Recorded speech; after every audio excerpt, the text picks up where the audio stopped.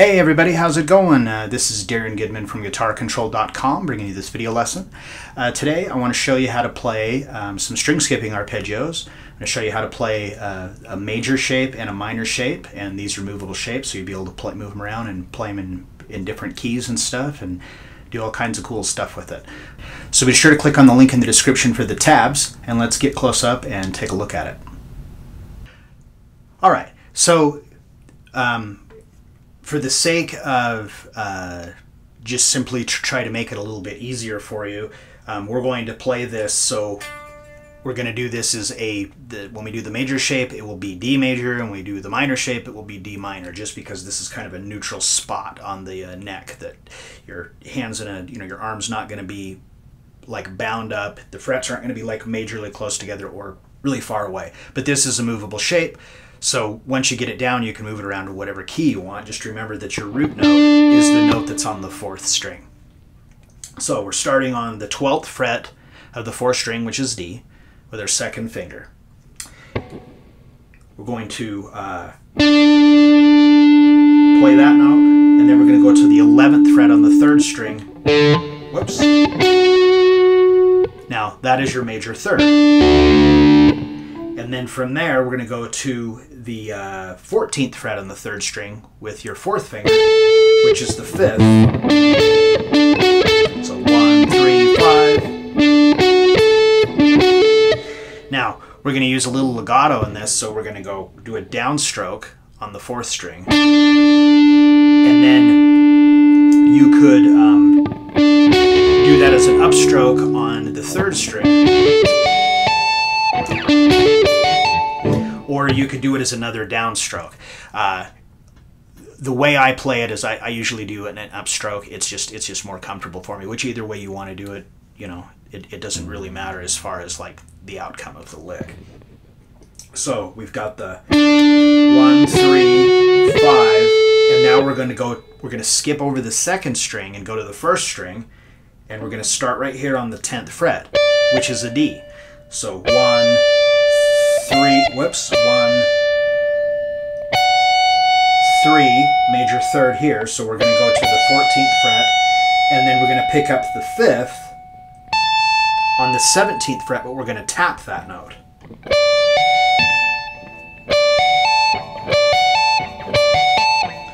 So the whole thing slowly.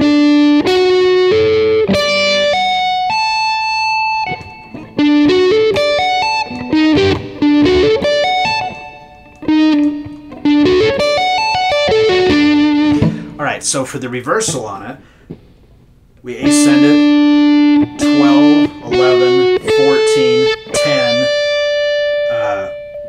14, tap 17, and then we're going to do a pull off, but you're going to be doing it with your with the finger that you're tapping with. So just the same idea, just push the finger off.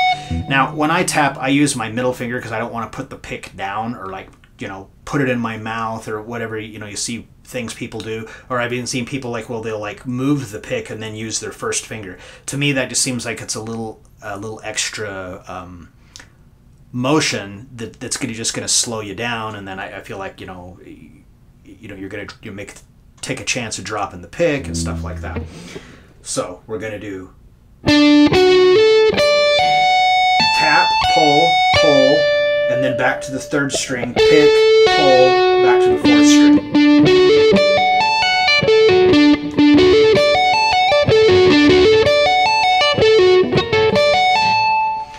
Alright, so that in itself, you can just sit there and play that ascending and descending and follow chord changes, and it's gonna sound really cool.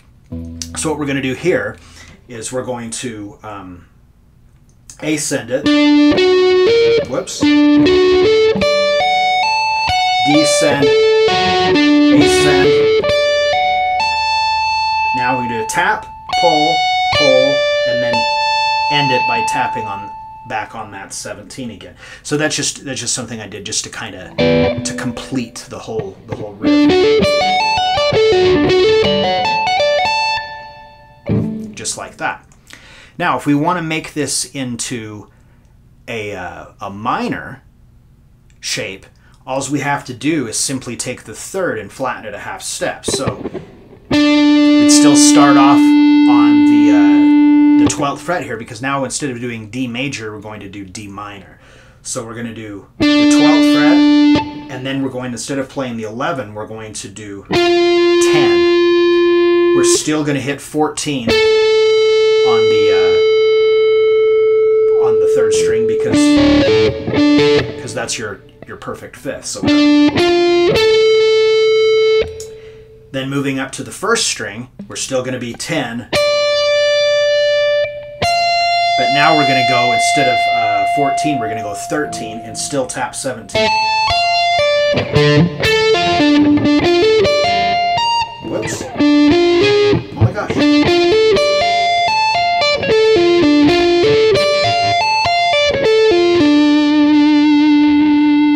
Right, so I'm just doing the lick exactly the same way as that I did before, but it's just substituting the minor shape instead of the major shape like we did before.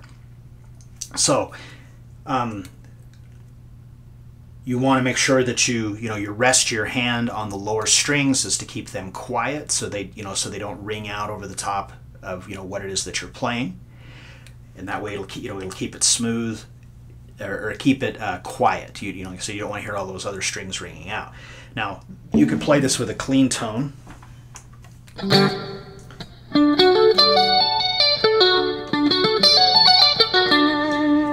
And it still sounds good, so it just depends on the application that you're using.